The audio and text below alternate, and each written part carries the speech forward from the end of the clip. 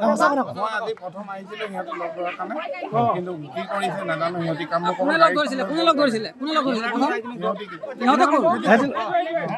কোনটো নাম ক পৰেশ্বৰ আৰু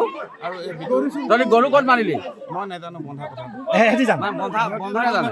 তই এতিয়া ক'লি হেঁতি আজি প্ৰথম আহিছিলোঁ গৰু চুৰ কৰিবলৈ আজি প্ৰথম গৰু চুৰ কৰিব প্ৰথম গৰু চুৰ কৰিব আহিছ তই লৈ আহিছে নাজানো কি এই প্ৰথমতে গৰু চুৰ কৰিব সিহঁতি আহিছে নাই সৰু বাচ্চা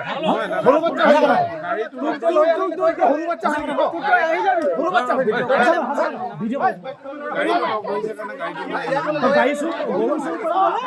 তোৰ গাড়ীখন লৈ আহিল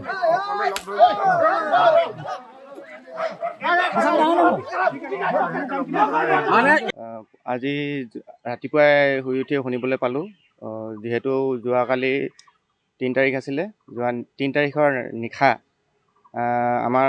গৰু এহালেই আছিলে মাত্ৰ সেই হাল আৰু লগতে আমাৰ বৰ্তাহঁতৰ 3টা হালোৱা গৰু ডাঙৰ যথেষ্ট ডাঙৰ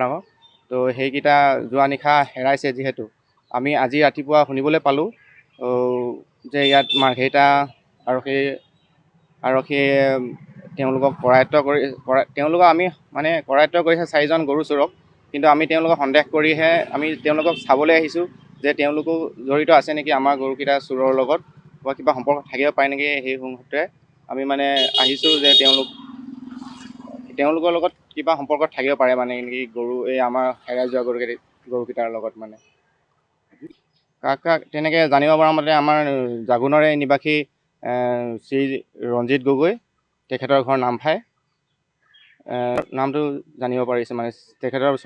ফটো পাইছোঁ তেখেতক চিনা ক্ষমা কৰিব মই নামটো প্ৰথমে ভুলকৈ কৈ পাইছিলোঁ ৰঞ্জিত গগৈ নহয় ৰঞ্জিত ফুকনহে তেখেতৰ ঘৰ নামফাই আপোনাৰ নামটো কি বাৰু মোৰ নামটো শ্ৰী লক্ষ্যজিৎ মেছ আপুনি যিহেতু আপোনালোকৰ গৰুহাল যেতিয়া হেৰাইছিলে আপোনালোকে জাগুনৰ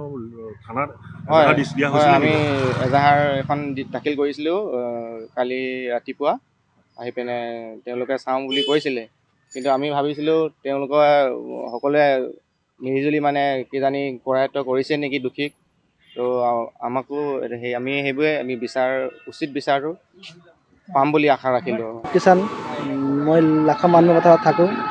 আমাৰো যোৱা দেওবাৰ ৰাতি 4টা হালোৱা গৰু ডাঙৰ হৰাইছে এতিয়া কি আমাৰ ফালৰে এটা চুৰ ওলাইছে ন এতিয়া এটা পাইছোঁ কি নাম বাৰু পোহেশ্বৰ